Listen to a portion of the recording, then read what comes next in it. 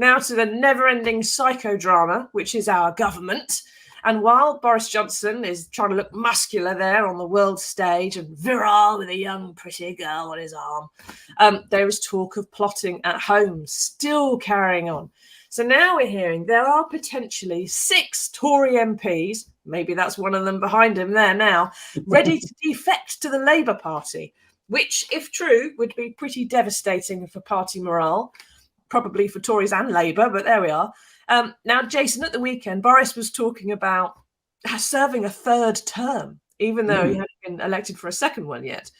And there's also talk of another coup attempt in the autumn after the Privileges Committee rules on whether he misled Parliament.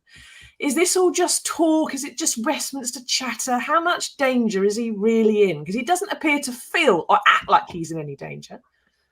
I think his kind of presumptuousness has actually made his position more dangerous. I mean, but the kind of the lack of humility over losing 2 by-elections on a single day, one seat which hadn't, had been Tory since when, the last time it was not Tory, they had a Whig in opposition. So, we're going back to the 1830s, I think, wasn't it? Oh, sorry. Before, and he comes out going, I'm not going to change who I am.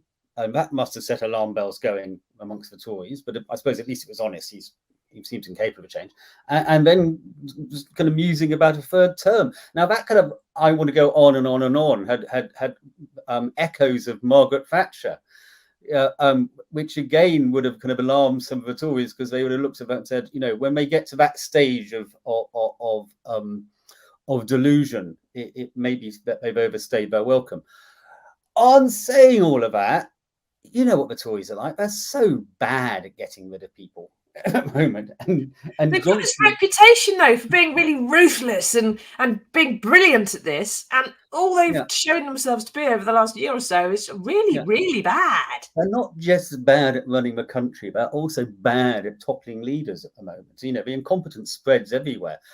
And you kind of, they may, finally get back together and start being more organised, the rebels. But they do it in drips and drabs. They're kind of, we've got to the stage where it's a war of attrition, which it is not actually helpful to anybody, because it means Johnson effectively cannot govern, because every policy he has to do has to be calibrated to how it's going to affect the Conservative Party, which means the was actually in the interest of us, the people he's supposed to be serving, is always secondary. Difficult decisions, as we've seen, can't be made. They can't build any homes because they can't get planning rules through, because the Tory backbenchers refuse to have it. He's reduced to offering them kind of sops and sweeteners, like kind of raising the prospect of kind of bringing back grammar schools, or resuscitating right to buy, one of the most disastrous policies of the last kind of 50 years, just to keep them on board, but actually without actually doing anything substantial which would actually improve people's lives. So we're in this state of paralysis, which is frustrating for anybody who wants to see kind of actually the government try and sort some of the problems out, like NHS dentistry, for instance. So will they get rid of him? Possibly. I mean, I'm skeptical about defections until they actually happen. There was always talk of defections. I mean, it wouldn't surprise me completely if you think like Christian Wakefield, the Tory MP for Bury, who moved to Labour a few months ago. At the time, it helped kind of rally the Tories round. But you could imagine that Christian Wakefield would still have contacts with his former colleagues, and he would have been talking to them privately, and they would have been looking at where the land lies and go, look, if my majority is under 1,000 and I still want to be an MP, makes sense.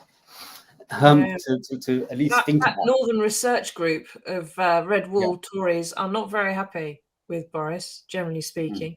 But I imagine all those Tory, I'm going to put it, the Tory pretenders to the throne, who have been going to see them and talk to them, are going to be saying, well, stay Tory just for a bit because I want to take over, and then use you for now. Because once they defect, they can't influence the leader anymore. So things have changed a bit. Now, Mike says, keep asking your questions, everybody, by the way. What do you think about Boris Johnson's chances of survival? Do you think they're going to be defections? Oh, he looks, in that picture, he looks a bit worried, doesn't he? Now, Mike says, how can Johnson say he's planning to lead the party into the 2030s 30s when he can't seem to plan his way from one day to the next. He's got a team of people around him, Mike, doing the planning for him. He doesn't need to worry about anything. He just wakes up and people tell him what to do. Phil says, if 6 Tories defect, then that's a net shift of 12 to Labour. That's one way of looking at it. If he's not bothered, Jason, then but is he being Trumpian in his sort of self-belief, or is he actually, because they've handled things so badly, he is actually safe for another year? Then no way they're going to be able to organise against him in that time. I mean, a lot will depend on the discussions Tory MPs have had over the last few days with their constituencies, parties and their constituents in the wake of the double by-election loss. So they would have taken soundings. More importantly, they'll be taking kind of sharing intelligence with each other and going, look, how long is this sustainable?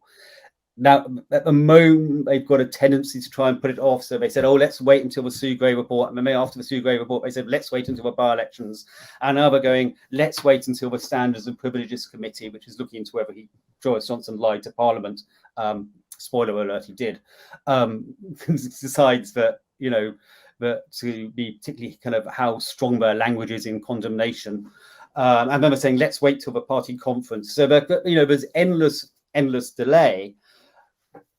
The thing which could shift this and which could make things move very quickly is if there are resignations. So it doesn't necessarily have to be cabinet level, but if a number of kind of, junior ministers and the significant junior ministers, they decide that they can't tolerate Johnson anymore and they need to change a leader because they're facing defeat in the next general election and they don't get rid of him, that could shift the dial. Another senior cabinet minister like Oliver Dowden quit after the by-elections. If another one of those was to move and they decide actually, if they take Michael Howard's advice and say, look, the party is more important than the personality, then that could happen. Will it? Who knows? But if I was a cabinet minister and going, look, we're doomed to defeat and we've only got one possible way of trying to avoid it, and that's to get rid of Johnson and replace him with a new leader, that may be something they will do, but it was going to probably be somebody you least expect, i.e. somebody you thought was a Johnson loyalist, but is actually just kind of, decides for the good of a party, he has to go. Doris, wouldn't that be nice? I don't think it's going to be Doris. Doris is there because she couldn't get a job anywhere else, and she won't get a job under anyone else.